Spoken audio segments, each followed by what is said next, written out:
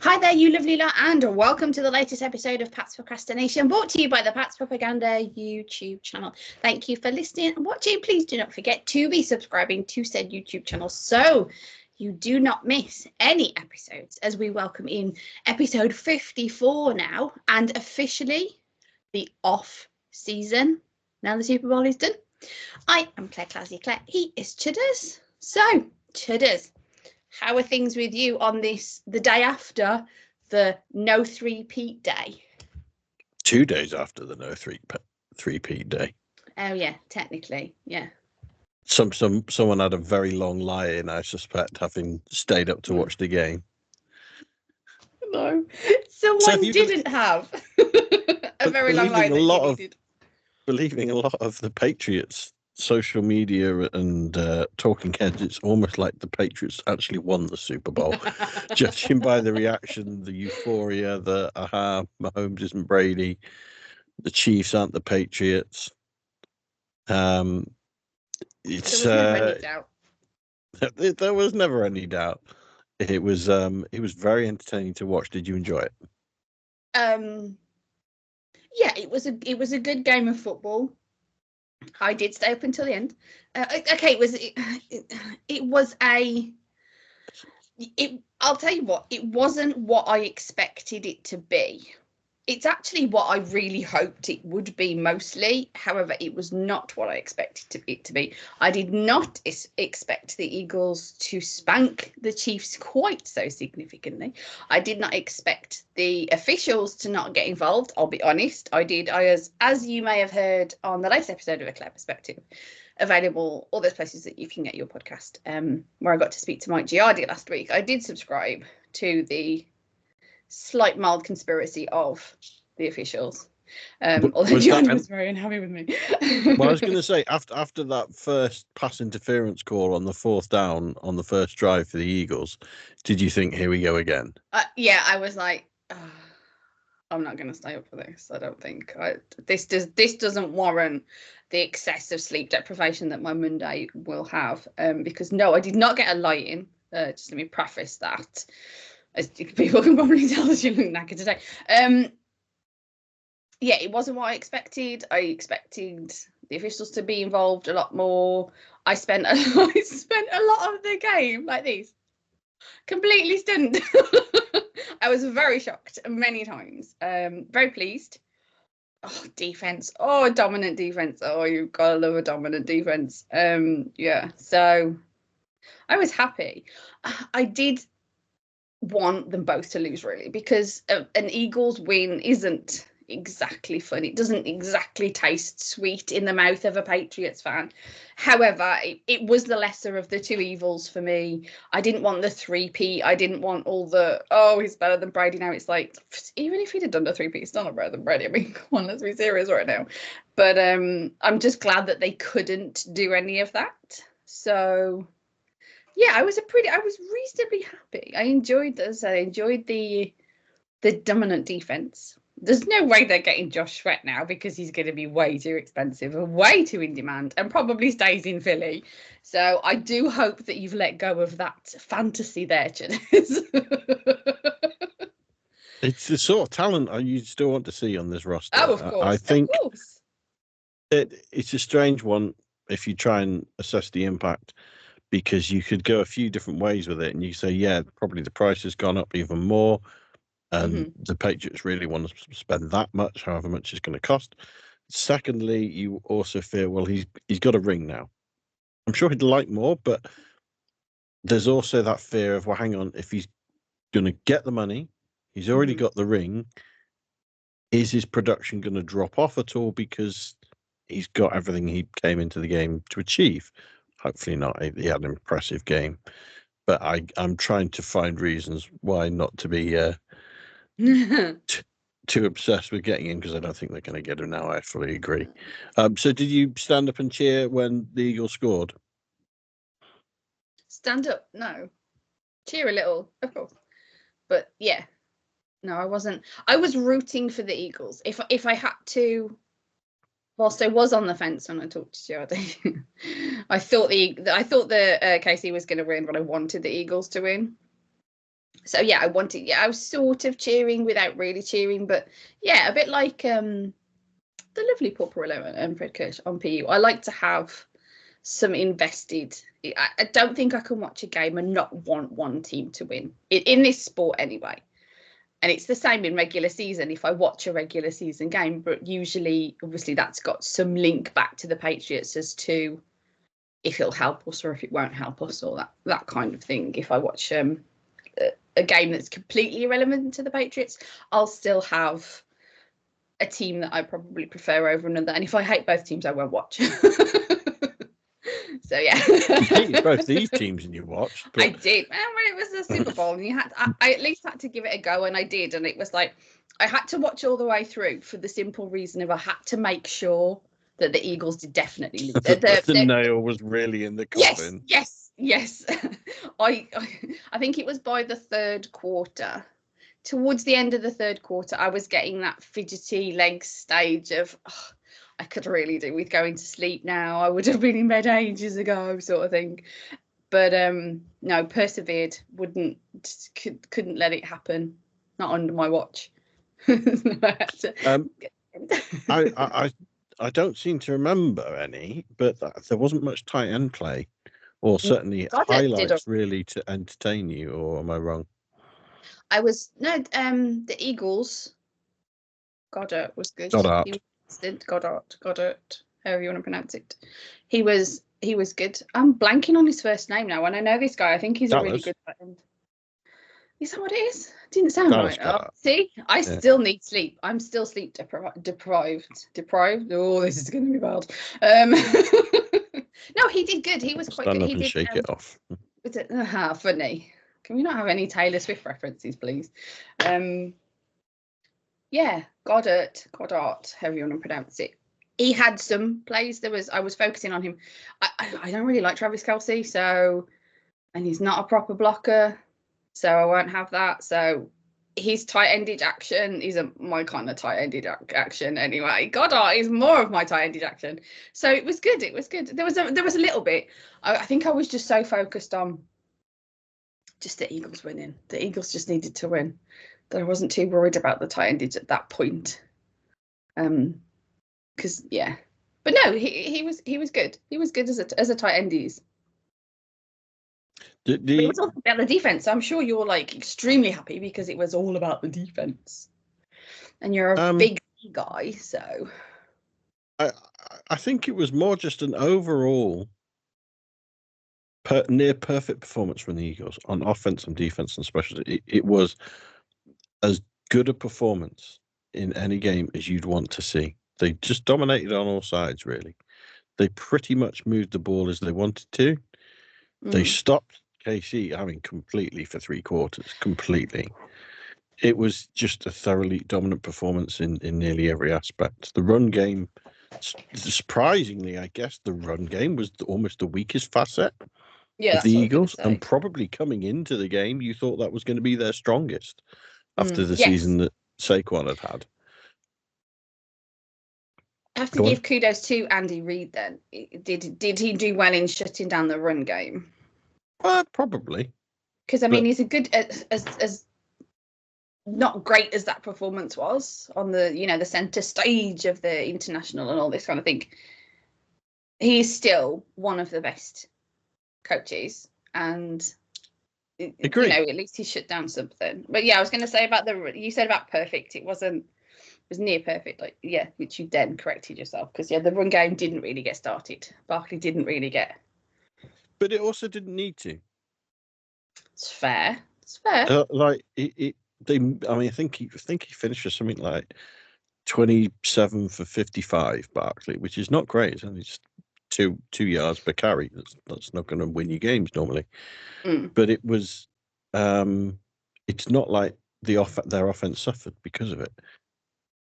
Chiefs shut down the run game, so Hurts attacked him in the air and was successful attacking him in the air. So go on. Before we move on, because I know I know we've run out of time and we want to do free agency, so we really do want to talk about Patriots. This is a Patriot show, as I like to say.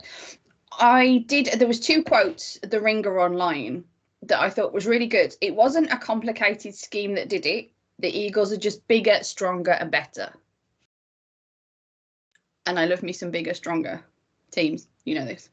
And the Chiefs are masters of the comeback. Apologies to read this. Are masters of the comeback because they adapt better than anyone else. But there's no halftime adjustment for losing all your matchups. It's very good from the Ringer. I got to send that. Very interesting. So, but definitely bigger, stronger, and better was, yeah, they spanked them, and it was glorious.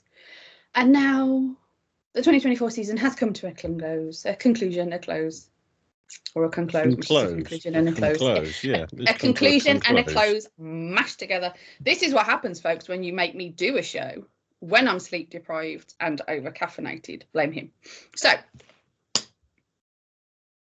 here we go. Okay, here we go. Then before we go on to what we are going to go in, I've just thought there is one last thing from last week, Patriots related, that we could comment on, which was Vinatieri was didn't make the Hall of Famers, which surprised me. I think he will do. But yeah, I mean, it's a pretty stacked list of people queuing up to get in, and even I've seen the list for next year, sort of 20 names for next year that are becoming sort of live to be entered, and it's obviously very tricky. But I do hope Vinatieri gets in there eventually. Agreed. Anyway, so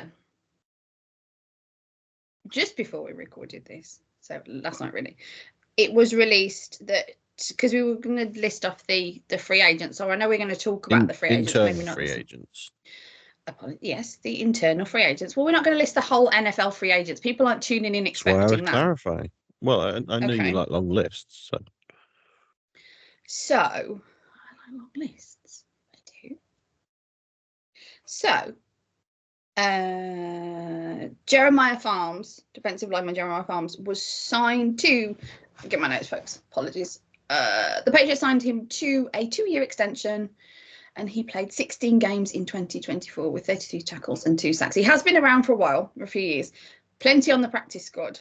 So it's interesting to see what they do with him, etc. That sounded a little bit, you know what I meant, folks. So yeah, I think he'll have a rotational role. I don't think he'll necessarily be. Very good way of putting it. A rotational role. I like that. See, I mean, so last season he played in 16 games. He was in 43% of the defensive snaps. 2 sacks, 33 tackles were his stats. I just said that. He's a rotational piece. He's not a cornerstone to your offense, to your defense. Sorry. I think it's a nice pickup. It's not that expensive. Yeah, I'm happy. He wasn't on my list of people I really, really, really thought the Patriots had to bring back, but he was on my list of ones I'd like them to, as long as the deal fits. So we don't run out of time. Let's not just go over the list. Let's go over the list of whom we would want. Let me just quickly preface with the fact that Okorafor has been released. He was on the unrestricted free agents, and he has been released to go elsewhere. So cross him off your list. Anyone, everyone. So let's get going with. I bet you want the 2 guys that I do. Exactly. So you go first. There's actually 3 guys that are on my list that I've highlighted. So go on, you go first, then let us know who do you definitely want them to bring back, Claire? Well, I'll go with the obvious because he might not be your obvious one. So to try and help us discuss different things, I do want the return of Austin Hooper. Obviously, I think most people watching this show will go, really? Really, Claire? You want the tight end back? But in my defense, yes, I know, yeah. I'm not completely unbiased when it comes to tight end. If they're not great, if they're not working, then I will say. But he was working whilst he wasn't excessively utilised. I think the one positive on the Patriots offence, other than Drake May this season that we've just had, it's going to catch me out, is the 2 tight ends and them working well together. And McDaniels isn't one for not using his tight ends. So, yes, the long and short of it is, I really hope that he comes back. Now, I don't know if I will be as devastated as I was when they released Gesicki, but Hooper has had a better performance, obviously. I think I was just more invested in the Gesicki signing than I was in the Hooper signing. And I think he's proved me quite wrong, so I'm quite interested to see that. So, No, hope I agree with you. stays. I hope Hooper I think stays. he's my top guy. Yeah, that'd be fair. I'd probably agree with that. I think he had a productive season. He seemed to have a good relationship with Hunt Henry. Mm-hmm. Positive of probably the. I'm thinking possibly the only positive pickup that you could put on the roster last year from other than Drake May, obviously. But you look at the draft class that didn't really perform that well. You look at the free agency signings. Probably he's the one that performed best out of all of them, I would say. And it also then takes away a draft need because you filled your holes. Then you've got your number one, your number two tight ends. You don't need to worry about getting any more high up the draft. So I agree with you, Claire. So anyone else? I didn't say that. On the list? I didn't say that bit. I didn't say that bit. How dare you try and squeeze that in, shoehorn that in? I didn't say that. They still need to draft because they haven't been paying attention to the tight end futurage. No, the tight ended future. That too. In the last few years, the last time they tried to address it was Devin Asiasi and Dalton Keene, and that just went. So they need to ensure, particularly in this draft class, I understand that there's some very good tight ends and there's not some very good wide receivers, and they have a need. And I think even the great Evan Lazar, one of your ultimate faves, so you should be on board with this, has said that he would be into them drafting a tight end over a wide receiver in that big, and that's purely because of the draft class this year. Let me just preface that. And Giardi, let me just say, the amazing, dashing, wonderful, lovely Mike Giardi also said that on my recent episode of Our Claire Perspective, available most of the places that you get your podcast. I'm open to it. I'm. You should be open to it high up the priority list. If you do this show, we shall see. You should be open to it. They drafted a tight end last year. They can still develop Jaheim Bell. Dude, come on. You're out on him, are you? No, but the draft class this year is really good. So we're going to put a pin in that, but so that we can move on. Else we will run out of time. We'll certainly come back to the draft element of that anyway. Yeah, so what other players, what other internal free agents do you want the Patriots definitely to keep around?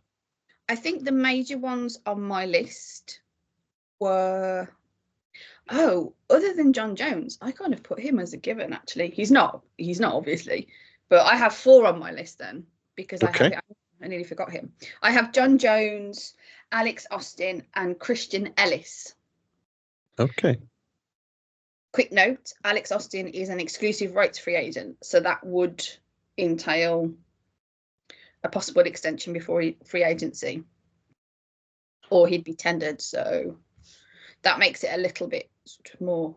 Oh, and Ellis is a restricted free agent, so yeah, they'll have to sort of do a little bit of work. Hopefully they can hurry up and do what they've done with Farms and get an extension in place, possibly, so that it doesn't have to worry about those guys at free agency, I think. So yeah, that's my 4 slices of the free agency. Those 2 I had on my list of players I'd like the Patriots to retain, but I'm not going to be too upset if they don't, because they're nice. I put them in I did put them in the same category as Farms. They're rotational pieces. They can contribute something, but they're not necessarily starters. The reality is Patriots were very poor last year. They need better players as starters. And those 2 probably aren't it. They contributed well. I think Austin was injured for most of the season, but he was okay when he came back. He had the PFF league's best completion rate allowed, only 10% in 2024. He had Granted, very it was for soft 10. side. It was He 10. was on IR for most of it, but It was the preface was granted that was for 10 downfield targets. So, but his skill in off coverage sort of fits the Vrabel way. And the point with Christian Ellis is he's a 230-pound with range, physicality, and blitzing ability. So he possibly fits the Vrabel mold as well. So the other thing is maybe they fit the way that the defense wants to go. And if you lose them, you are making more holes. And I think that's the one thing that makes me nervous is making more holes when you've already got very significant holes. These guys are good, okay? Like, not elite. You're saying they're rotational pieces and stuff like that. You've got some quality. You may even get more out of Ellis with sort of better coaching, it's been said. Don't make holes where you don't need to. I agree, and I think they're not going to cost the earth to keep them around. They're probably not players that are going to be hugely sought after in free agency, and you're going to have to compete very highly to retain their services. So no, I agree. I agree that hopefully they can find a way to be kept around. There's Who's one. your list then? Well, there's one other kind of I've highlighted in green because it's a deal I want them to do, but it's not really a free agent. But that's the 5th-year option for Cole Strange. I think they need to work out a deal to keep him around longer term. It may not necessarily be the 5th option. They might go with a 2-3-year contract and work that one out. But they do need to make a decision whether they want to activate the 5th-year option of him because he was a first-round draft pick. So that's a decision where, okay, and I don't think he's performed exceptionally high level, but in terms of the offensive line pieces they've got, he's probably one of the ones that they wouldn't mind keeping around, especially as he's potentially even got some positional play at centre now as well as guard. So, but I did like you. I had Jonathan Jones on my please bring back list again. He's a bit of a veteran now. He's not performed exceptionally high, but if you don't retain, then you got a hole on your starting defense. Yes, you're going to have to fill some way, and you could fill it with a better player, a younger player that could be better options. But when you've got so many holes around the whole roster, you could be in a challenge if you don't pick him up. I think on point. Yeah, go on. No, go on. No, one of the points is my doorbell just went. Bear with me. You carry on talking. Yeah. So I think one of the points on him, he's reliable. He's been in the side now for 9 years. I think he's been in there. He is getting on a bit. His age is starting to show a bit, but it's a piece hopefully that the Patriots probably is a slot corner, maybe a bit more outside as he's progressed. But I do hope they keep him around. I'm probably going to have to repeat this when Claire comes back. But the other players I have on my list of people I'd like them to retain, but I'm not going to lose any sleep if they're not retained. Daniel Aquale, Jalen Hawkins, Joey Sly, Dietrich Wise, Ashani Zimes, Austin and Ellis, I've already said. They're players who, again, I see that they've been contributors, but they're not necessarily cornerstone pieces. So if they keep them around, particularly with someone like Joey Sly, I think he'll be kept around and quite possibly there's going to be a kicking competition. Probably not going to draft someone, but you may pick up a free agent, and a restricted free agent, or you may pick up an undrafted kicker. But, well, I suppose the Patriots have got, 2 7th-round picks. They might end up drafting one later on if there's someone they really do want to get in the building. Welcome back, Claire. We were apologies. just I heard everything, so apologies for that. Excellent. I did hear everything. Yeah. I had a point. Sorry about that, folks. Oh, I'd cut it if I could. No, but I forgot it, so yeah. Okay. That's it. Well, was it maybe some of the players that I've got on my list of I'd like them to bring back, but I'm not too bothered to lose Aquale, Hawkins, Sly, Wise, James, and then I did say Austin and Ellis as well. Or was it a point on Jonathan Jones? Let's try and see if we can trigger the hamster to run around the wheel faster in her Yeah, it brain. was a point on Jonathan Jones. Oh, I know what I was going to say, because we probably need to wrap it up. Apologies for my absence, folks. Whilst he isn't, like you said, he's not a great player, you can't get a team that's made up of only great players. It's not going to happen. So you need to sort of take stock of who is good and so who's worth keeping because they're good or they're decent or they play an off-field role or something like that in the locker room, that kind of thing. So, sorry. Yeah, so that was my point on that one. Yeah, no, it's fair. Yeah, I hope they keep them around. So who's on your list of players you'd like them to keep, but you're not too worried if they're not kept around? Someone like Joey Sly, I feel like you'll have an opinion on that one. Yeah, Sly and Hasty, because I don't think they're bad, but I guess I hear that the running back room this season in the draft is quite good as well. So I hear. But Sly was a good kicker. He was a decent kicker. I haven't got his stats actually. I probably should have done that. But Dietrich's Wise as well. My list just got bigger. My list of four just got bigger. You just want to bring everyone back, basically, don't you? Right. No, not then let's do it that way. Who do you not want to bring back? Is there anyone on the list that you do not want to bring back? Adamantly do not want to. No. Unfussed if not. There's a few.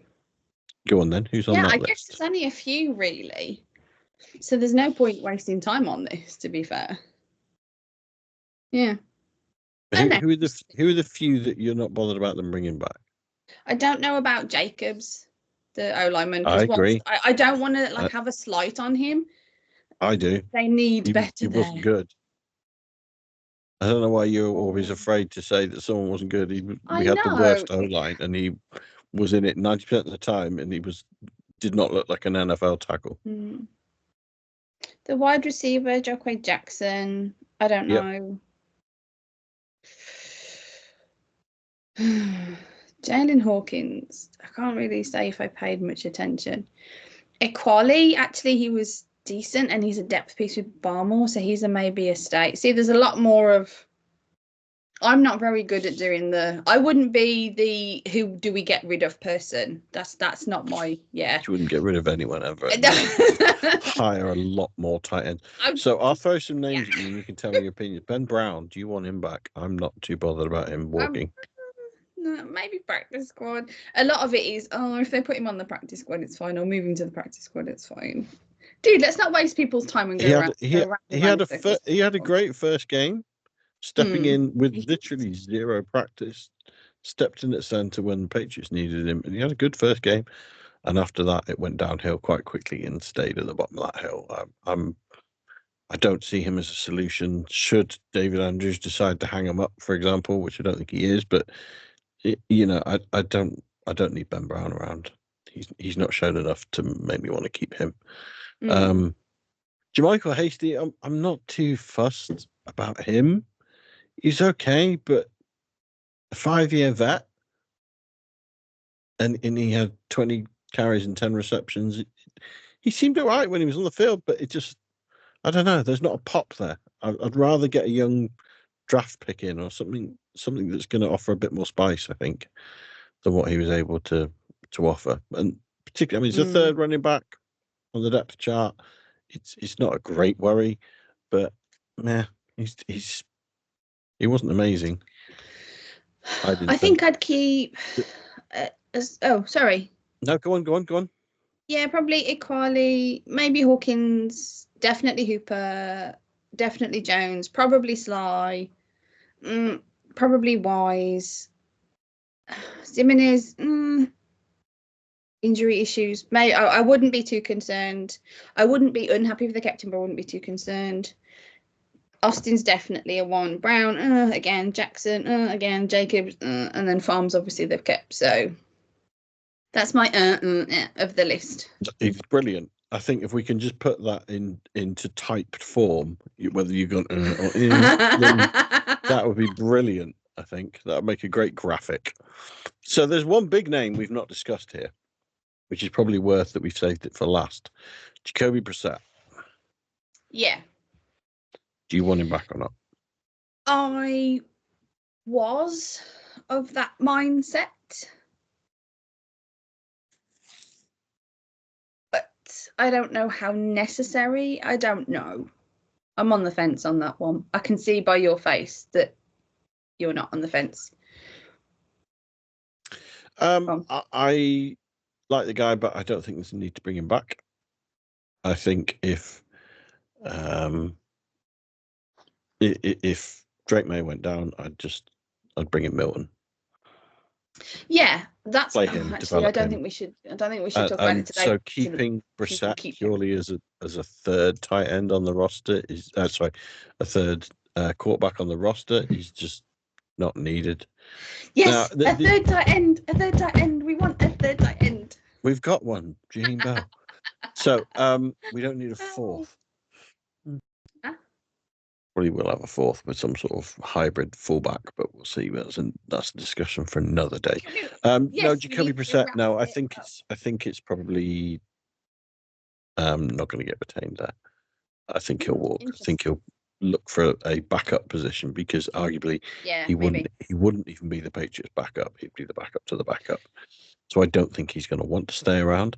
The only glimmer of potential retention, I would say, is that if Vrabel and McDaniels have a conversation with Drake May, and Drake May says what an amazing influence Jacoby Brissett was, helping him understand playbooks, etc., etc. And obviously Brissett had experience in Josh McDaniels' playbook as well.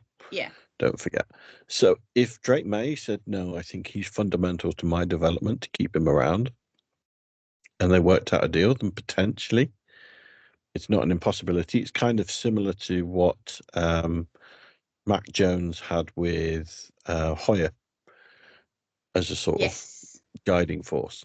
So that's the one glimmer of possibility as to why you might want to keep him around and he might have some use on the roster.